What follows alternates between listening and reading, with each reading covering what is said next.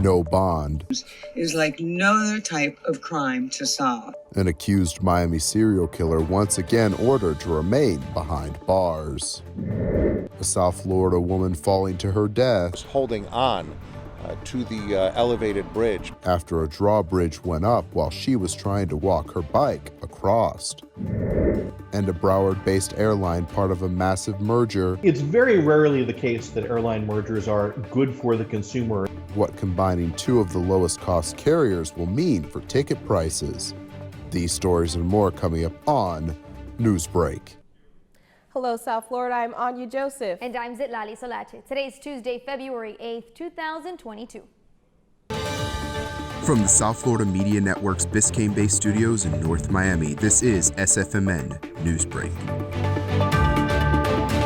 Clues on camera, a suspected serial killer in front of a judge in Miami. The judge deciding no bond for the realtor-turned-murder suspect. And this network, Sergio Tamarit, reports it's not the first time. Last December, police arrested real estate agent Willie Suarez Marcel after he was accused of murdering two homeless men. A 25-year-old realtor who is now charged with 2 counts of first-degree murder and 1 attempted murder was denied bond for a second time Monday morning. Successfully apprehend a violent criminal that's no longer on the streets of Miami. These are just a handful of pics from the agent's social media profile. He is a young man that made a living of selling homes who is now linked to killing the homeless. Investigators had previously identified Marcel as a suspect in the December 21 death of Jerome Antonio Price, who was fatally shot, and the October 16 fatal stabbing of Manuel Perez in downtown Miami. Marcel is also accused in the non-fatal shooting of a homeless man just a few hours before Price's death. Having an unknown killer striking out at random victims is like no other type of crime to solve. Investigators said they were able to use video evidence and cell phone records to help them trace Marcel's movements on the nights both men were killed. Detectives linked Marcel's Dodge Charger to the Wynwood shooting through surveillance video, Miami-Dade State Attorney Catherine Fernandez said during a news conference on Friday. The police approached him and stopped him as he came out of the vehicle. Investigators tracked down a car and found a Glock 9mm handgun whose bullets matched casings found at both shooting scenes. Marcel has no criminal record, but has a history of mental illness, authorities said. The Miami Herald reported that last month, Marcel had been sent to the hospital for a mental health evaluation for unstable behavior at his parents' house.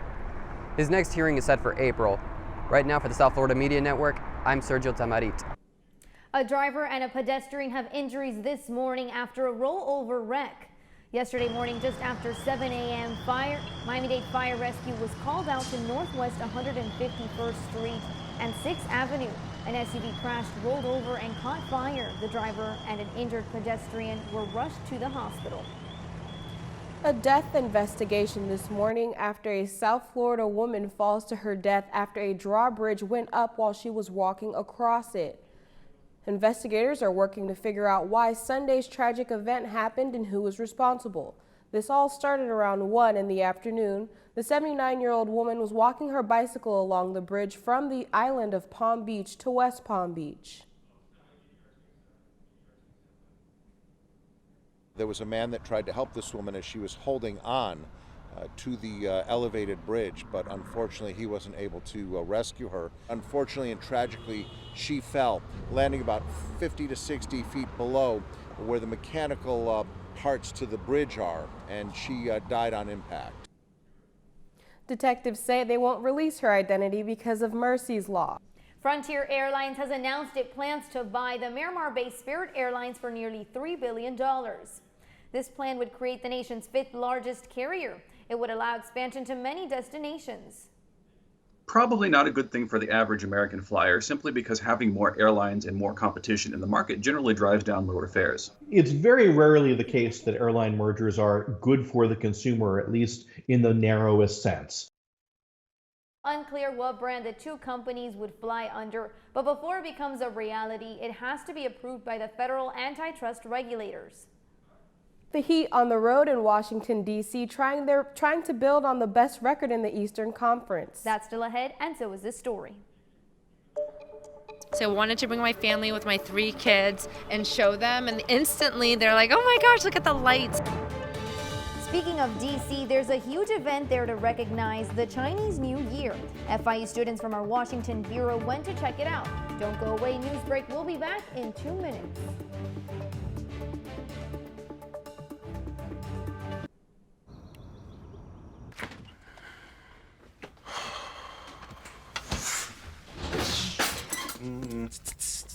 If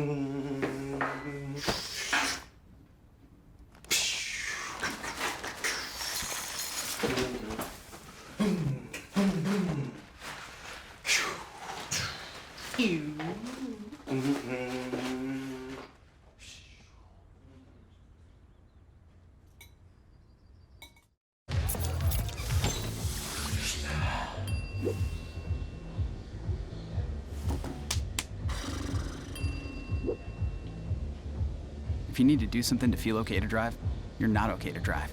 Don't drive buzzed. There are a lot of ways to reach out to a friend about their mental health.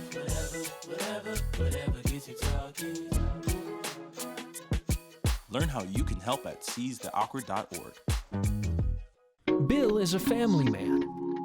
He invests his money wisely and provides a good life for his children. Just one problem. He often opens emails from senders he doesn't know, and his computer is not password protected.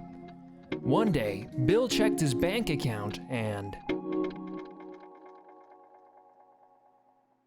94% of malware attacks originate from emails. Don't be like Bill. Take your cybersecurity seriously.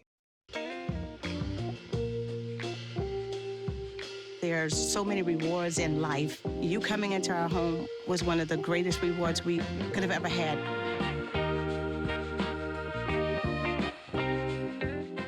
Hey, Bobo, do trees tell each other stories? I'm sorry. I'm afraid I don't know that. Hey, why don't we go find out? Listen.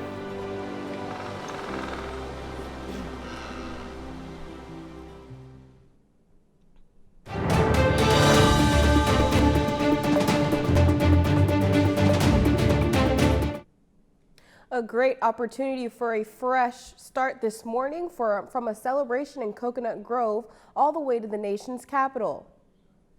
The Lunar New Year is a big event on the Chinese calendar. But Daniela Jaramillo from our DC Bureau reports it's growing in the U.S. as well. Lunar New Year celebrations have been ongoing since February 1st to celebrate the Year of the Tiger. The celebration is mostly practiced in East Asian countries and Asian communities across the world to honor ancestors, feast with family, and celebrate new beginnings. Washington, D.C.'s Kennedy Center hosted a winter lantern exhibition made by Chinese artisans. So I wanted to bring my family with my 3 kids and show them, and instantly they're like, oh my gosh, look at the lights. Attendees received free souvenirs and many photo opportunities. Really cool and fun that people are noticing that Lunar New Year should have more recognition. Volunteers of Asian descent were glad that so many people were gathered to celebrate their culture. This big kind of culture exchanges and things, I think it's really good, yeah. In Chinatown, Jose Lemu, a server that has worked at Tony Cheng's for over 20 years, missed the Lunar New Year parade this year, which was moved virtually by the governor's office as a COVID-19 measure. Meanwhile, in South Florida, Eleanor Ho, also known as the Walk Star, coordinated Coconut Grove's first ever Lunar New Year celebration. Representative Grace Menk from New York introduced a bill just before the celebration started that could potentially make this celebration a federal holiday. This is Daniela Jaramillo from Washington, D.C., reporting for SFMN. The Miami Heat extended its winning streak into 3 in a row after beating the Wizards. Last night at Washington's Capital One Arena, the Heat won 121-100, piling a 6th home defeat in a row on the Wizards. Miami currently lead the Eastern Conference, and they will try to earn another victory later this week. Thursday, they will visit the Pelican Smoothie King Center in Louisiana. That's all the time we have for Newsbreak. I'm Zitlali Solache. I'm Anya Joseph. Get more news anytime at sfmn.fiu.edu.